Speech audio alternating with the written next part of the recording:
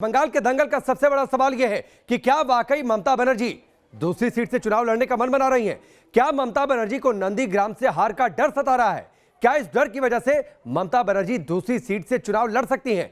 इस पर हम बातचीत करेंगे। उससे पहले ताजा अपडेट आपको बता दें, टीएमसी ने बयान जारी कर कह दिया है कि ममता के दूसरी सीट से चुनाव लड़ने का सवाल ही नहीं उठता। पीएम मोदी लोगों को बरगलाएं नहीं, भ्रमित नहीं करें। दरअसल कल पीएम मोदी ने रैली में कहा था कि दीदी को अब उन अफवाहों के बारे में स्पष्ट करना चाहिए कि क्या वो किसी अन्य जगह से नामांकन दाखिल करने जा रही हैं। अब टीएमसी की ओर से यह बयान जारी कर दिया गया है और कह यह दिया गया है कि इसका सवाल ही नहीं उठता कि ममता बनर्जी दूसरी सीट से चुनाव लड़े।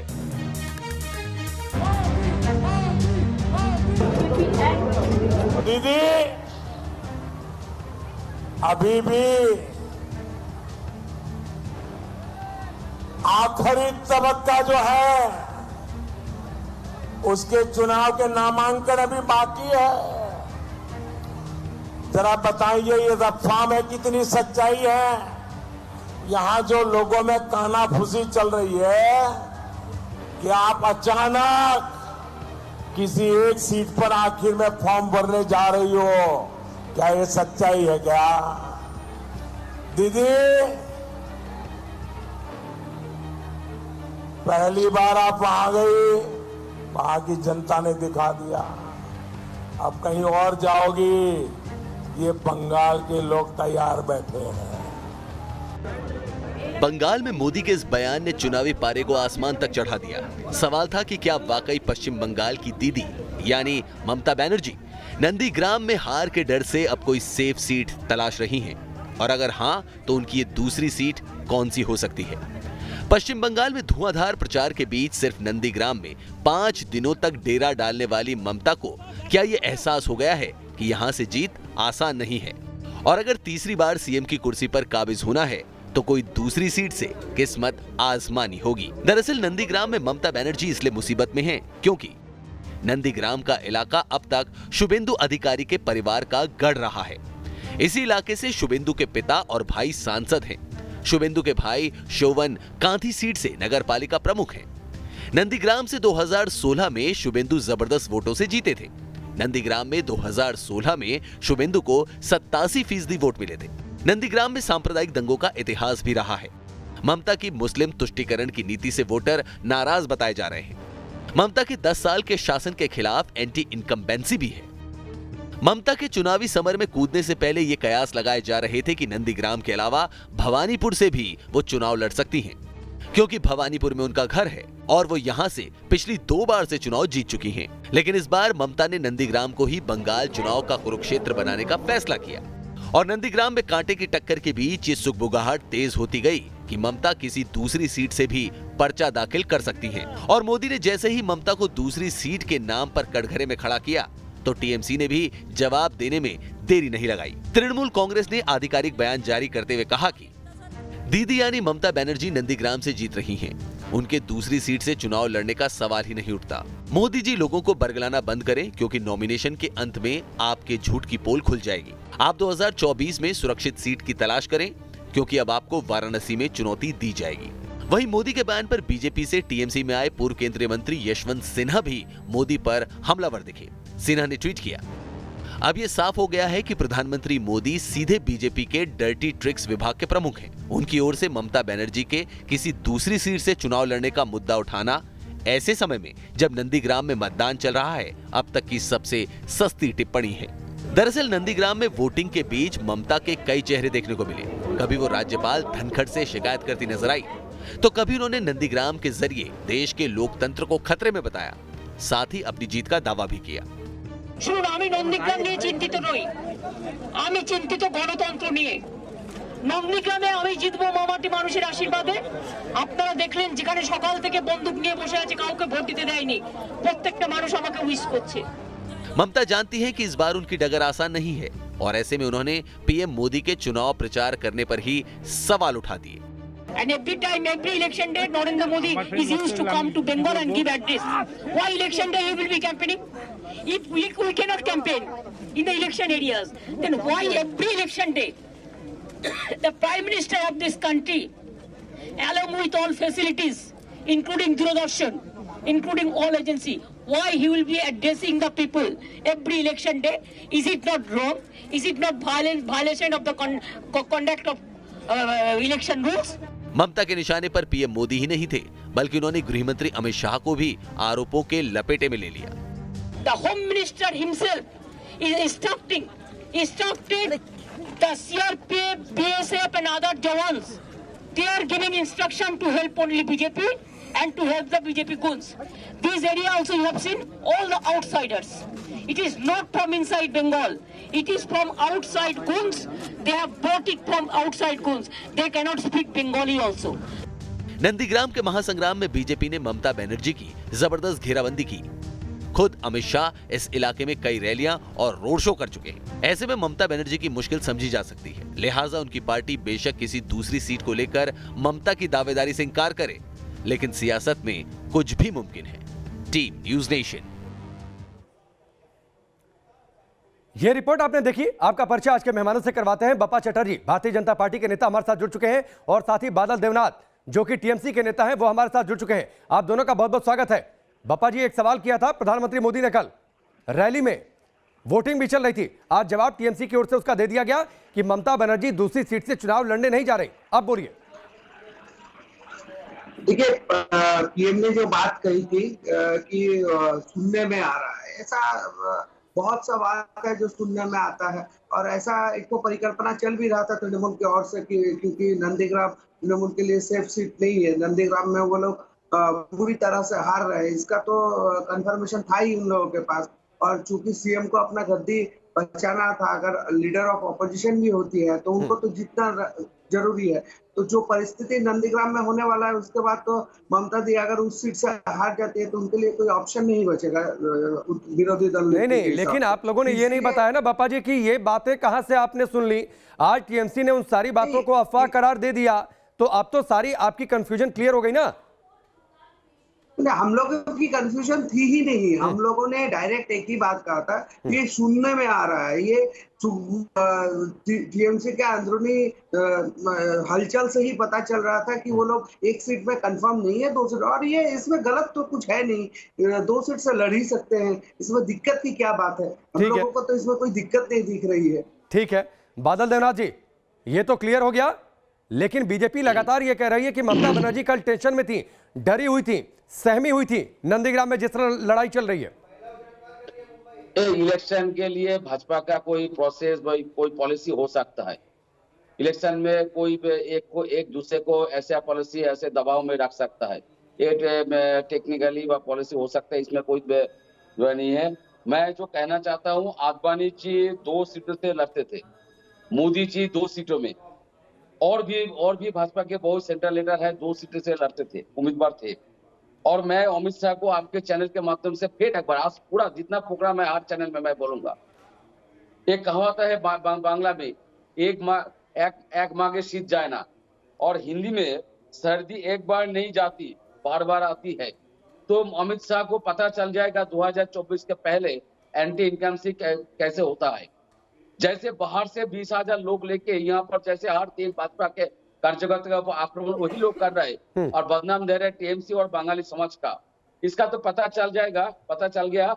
और दूसरा वही होगा, मैं फिर से कह रहा हूँ, सर्दी एक बार नहीं जाती बार बार आती है। फिर अमित शाह को वही मैं बोलूंगा। नहीं, सर्दी और बीमारी का अगर इतनी आपको जानकारी है बादल देवनाथ जी, एक डिस्पेंसरी खोल लीजिए। मौसम वैसे भी बदल रहा है, बहुत लोगों को सर्दी जुकाम हो रहा है, ठीक है? तो सीधा सा सवाल था, सीधा सा जवाब दे देते। आप 10 बीमारियों के लक्षण नहीं बताते। सवाल ये भी है कि अगर आप कह रहे हैं कि बनारस में चैलेंज देंगे तो बनारस में कौन चैलेंज देगा, ये मैं आपसे सवाल करता हूं। लेकिन इस बीच सीधे कुछ बिहार का रुख करते हैं। अमित शाह वहां पर रैली कर रहे हैं। बात को समाप्त करता हूं। भारत माता की जय।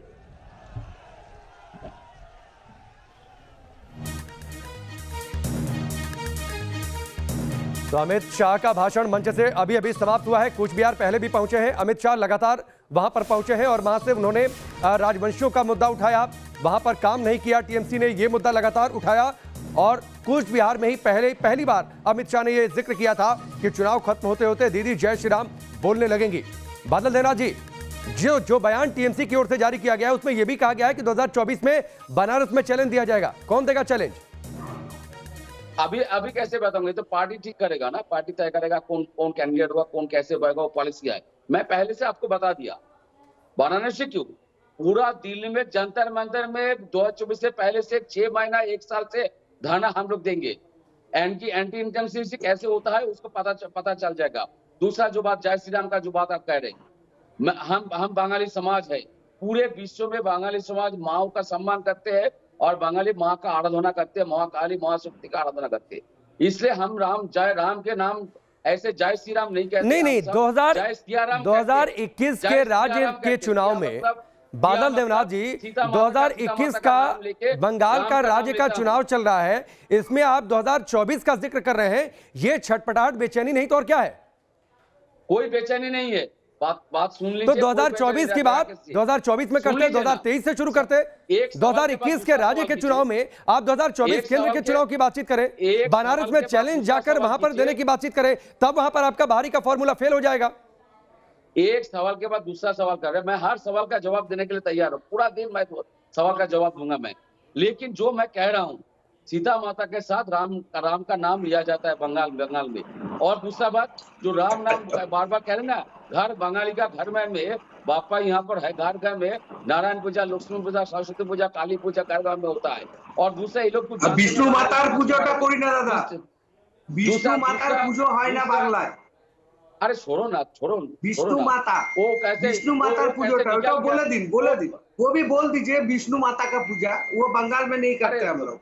बापा छोड़ो ना, भाषण देने का दादा बोल दीजिए, वो भी बोल दीजिए। नेशनल न्यूज में बोल दीजिए कि विष्णु, गलत फहमी होती है ना। हम लोग जब बाहर जाते हैं पूछते हैं कि विष्णु माता क्या है। छोड़ो विष्णु माता के बारे में भी थोड़ा बोल दीजिए। थोड़ा बोल दीजिए, विष्णु माता के बारे में थोड़ा बता दीजिए कि बंगाल में विष्णु माता का पूजा नहीं होता। ये बोल दीजिए। और एक बात है, केरल में हर बार 5 साल के बाद कोई लेफ्ट आता है, कांग्रेस आता है।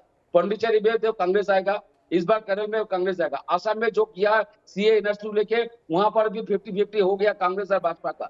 और असम गणपति ईडीओ भी वहां पर लड़ाई कर रहा है। इन लोगों को पता चल गया पहले से 6 महीने से बैठे थे, एक भी स्टेट इन लोगों को नहीं आएगा। बादल देवनाथ जी, आप जिस राज्य से हैं वहां चुनाव चल रहा है, जो फिलहाल रूलिंग पार्टी है, आप उसके प्रवक्ता हैं, नेता हैं, आप वहां की फिक्र करिए। केरल में क्या हो रहा है, पुडुचेरी में क्या हो रहा है, असम में क्या होगा, इसकी चर्चा जब हम करेंगे तो उसकी बातचीत होगी। आपसे नहीं, मुझे मिर्ची नहीं लगी। मैंने आपसे जो सवाल किया उसका जवाब आपने नहीं दिया। मिर्ची आपको लगी है बादल देवनाथ। मैंने सवाल आपसे ये किया कि पश्चिम बंगाल में 2021 में चुनाव है, इसमें आप 2024 नहीं, आप आइएगा जब मैं आपसे असम के बारे में सवाल। अरे बादल देवनाथ जी, आपसे मैंने असम के बारे में पूछा, आपसे मैंने केरल के बारे में पूछा, आपसे मैंने पुडुचेरी के बारे में पूछा, नहीं पूछा। आपसे मैंने पश्चिम बंगाल के बारे में पूछा। सवाल मेरा सीधा सा ये था कि 2021 में पश्चिम बंगाल में चुनाव, इसमें 2024 का जिक्र क्यों? क्या ये छटपटाहट है? इसका सीधा सा जवाब क्यों नहीं देते आप? मैं जाता हूं और इसलिए मुझे पूरा देश से सम्मान मिलता है। वो जानते हैं बादल देवनाथ पॉलिटिक्स का मैथमेटिक्स क्या है, उसको पता चलता है, वो जानते हैं बादल देवनाथ। और इसलिए मैं कह रहा हूं, एक नंदीग्राम में आप बताइए 20 कंपनी, आधा सामरिक बाहिनी, मतलब दिक्कत क्या है? आपको 22 कंपनियों से दिक्कत हो गई बादल देवनाथ? 22 कंपनियां अगर तैनात हो गई तो आप सुनना नहीं जानते। आप एंकर है, स्टूडेंट हो गया, आप सुनना नहीं, मुझे मत बताइए कि मैं कौन हूं। चाहिए मैंने इसीलिए आपको एहसास दिलाया कि आप क्या हैं और कहां से आप बिलोंग कर रहे हैं और किस पार्टी का प्रवक्ता है। आपकी जिम्मेदारी मैंने आपको एहसास दिलाई। पार्टी से पहले बात दीजिए, पार्टी का नाम छोड़ दीजिए। मुझे जहां पर बुलाया जाता है मंच में, हर जगह में बोलता है नेशनल सोशल वर्कर, ऐसे मुझे पूरा बुझाया जाता है। और दीदी हो, बख्शीदा हो, पार्थदा हो, वो भी जानते हैं बादल देवनाथ हर दिन हम लोग के साथ संपर्क में है। ठीक, एक जवाब, एक ब्रेक लेना है बादल देवनाथ जी, एक जवाब बप्पा जी का। बप्पा जी, दिक्कत यह है 22 कंपनियां क्यों तैनात कर दी गई नंदीग्राम में?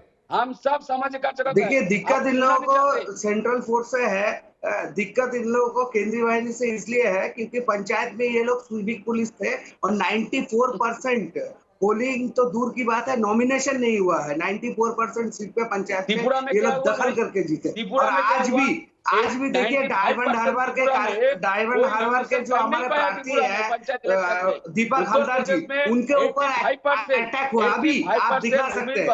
डायमंड हार्बर के जो हमारे प्रार्थी हैं दीपक हलदर जी, उनके ऊपर अटैक हुआ है और इन्हीं के जो लुंगी वाहिनी है ये लोग थाने में अटैक किए हैं, वहाँ का ओसी पे भी अटैक किए हैं। ये लोग गणतंत्र को नहीं मानते हैं, पुलिस प्रशासन को नहीं मानते, ये लोग कोई चीज को नहीं मानते, ये लोग ईसीआई को नहीं मानते हैं। ममता दीदी 2 घंटा से बूथ जाम की, खुद ममता दीदी खुद बूथ जाम की, 2 घंटा बूथ पे जाके बैठे रहेगी। ममता दीदी क्यों 2 घंटा बूथ में बैठेगी? कौन सा इलेक्शन का ये नियम है कि कैंडिडेट जाके अपने लाभ लश्कर के साथ 2 घंटा बूथ जाम करेगी? अब बादल दा बहुत अच्छा वक्ता है लेकिन बहुत अच्छा श्रोता नहीं है। बादल दा ভালো বক্তা হতে গেলে ভালো শ্রোতা হতে হয়, ভালো বক্তা হতে গেলে বাদল দা শ্রোতা হতে হয়। আপনি সিনিয়র কার্যকর্তা, আপনি সিনিয়র নেতা, আপনার কাছ থেকে কমসে কম এইটুকু সৌজন্যতা আশা করবো। যদিও ये बात सही है, तृणमूल से सौजन्यता का आशा करना ही महापाप है बंगाल में, इसीलिए आपसी लड़ाई हो गई आप लोगों की, मार दिया जाता है। आपसी लड़ाई हो गई बप्पा जी और बादल देवनाथ जी, आपसी लड़ाई आप लोगों की हो गई। तो बंगाल के दंगल की बातचीत हो रही है, बादल देवनाथ जी और बप्पा दोनों हमारे साथ बने हुए हैं, लेकिन उससे पहले आपको अमित शाह का बयान सुनवाते हैं। बंगाल के कूच बिहार में अमित शाह पहुंचे हुए थे, रैली कर रहे थे अब से थोड़ी देर पहले। वहां से उन्होंने कहा कि नंदीग्राम में ममता बनर्जी चुनाव हार रही है। कल दीदी नंदीग्राम में तय हो गया है कि नंदीग्राम में दीदी चुनाव हार रही है। बाद में उनके एडवाइजर गए कि दीदी कहां से लड़ोगी? उन्होंने कहा उत्तर बंगाल के अलावे कहां से भी लड़ा दो, उत्तर बंगाल वाले मुझे नहीं जिताने वाले हैं। मित्रों, मैं यहां पर आया हूं तब मैं आपको कहने आया हूं कि उत्तर बंगाल में जो राजनीतिक हिंसा हुई है, आप एक बार कमल फूल की सरकार बना दो, एक बार नरेंद्र मोदी जी को मौका दो, उत्तर बंगाल से ये राजनीतिक हिंसा को हमेशा के लिए भारतीय जनता पार्टी समाप्त कर देगी। मित्रों, समाप्त कर देगी। बप्पा जी, टीएमसी ने बयान भी जारी कर दिया कि ममता बनर्जी दूसरी सीट से नहीं लड़ रही हैं। उसके बावजूद इस तरीके का बयान अमित शाह की ओर से सिर्फ माहौल बनाने के लिए। जी, माहौल बनाने के लिए नहीं, वो लोग जितना भी घोषणा करे, जितना भी कुछ करे, एक तैयारी तो कुछ ना कुछ चल रही है, क्योंकि बार बार खबर आ रहा है और तृणमूल दल के अंदर से खबर आ रहा है कि वो लोग दूसरे सीट की तलाश में हैं। तो ये कहीं ना कहीं कुछ ना कुछ प्लानिंग चल रहा है, और क्योंकि इतने महान दिग्गज लोग इतना जल्दी अपना हार मान लेंगे ये तो स्वाभाविक नहीं है। लड़ाई तो एड़ी चोटी की है, तो वो छोड़ने वाले नहीं है। कहीं ना कहीं कुछ तो है, क्योंकि नंदीग्राम में ये बात सही है कि बुरी तरीके से टीएमसी हार रही है। कैसे जान लिया आपने? कौन सा इक्वेशन बिठा लिया बप्पा जी? कौन सा इक्वेशन बिठा लिया? साफ बात है। आप दीदी का बौखलाहट देखिए। दीदी जाके 2 घंटे बूथ पे बैठी रहती है, एक बूथ पे बैठ के उन्होंने पूरे 2 घंटे वहां का वोटर को, ठीक है, इस पर बात हो चुकी है। बादल देवनाथ जी, अंदर खाने में वाकई कुछ चल रहा है बयान सिर्फ दिखाने के लिए? मैं समझ नहीं पा रहा हूँ। पहले टीवी में दूसरा कुछ अच्छा ये चला है, और ठीक है, कोई बात नहीं। मैं बापा को कहना चाहता हूँ, बापा पढ़ा लिखा किया, एक बार सोच लो। गुजराती वर्सेस बंगाली आज से नहीं, गांधी जी ने जब नेताजी को पीछे लग गया था, सरदार वल्लभ भाई पटेल, आज से क्या फायदा है ये जातिवाद, भाषावाद, प्रांतवाद लाके? ये कौन सा राजनीति आप लोग कर रहे हैं? जातिवाद, भाषावाद, प्रांतवाद, ये गलत है दादा। भाषाभाषी लेके विभाजन की राजनीति मत कीजिए दादा, ये गलत बात है। मैं जो तू इतिहास है, मैं तुमको कहना चाहता हूँ, पूरे देश को कहना चाहता हूँ, एक गुजराती मैंने पढ़ा है दादा, विभाजन पे देश विभाजित हो गया है, और विभाजन मत कीजिए, और विभाजन मत कीजिए। आपसे अनुरोध है, बंगाल का भी विभाजन का मत सोचिए। विषय पे आ जाइए दादा। ठीक है, वक्त इतना ही है, विषय पर कोई रहना नहीं चाहता। मैं बप्पा जी आपसे सवाल करूं, कहां से जानकारी मिल गई? टीएमसी ने बयान जारी कर दिया, आप कहते हैं अंदर खाने में कुछ चल रहा है। बादल देवनाथ जी भी सीधा जवाब नहीं देना चाहते, चुनाव की शायद ये मजबूरी भी है। आप दोनों का बहुत बहुत शुक्रिया।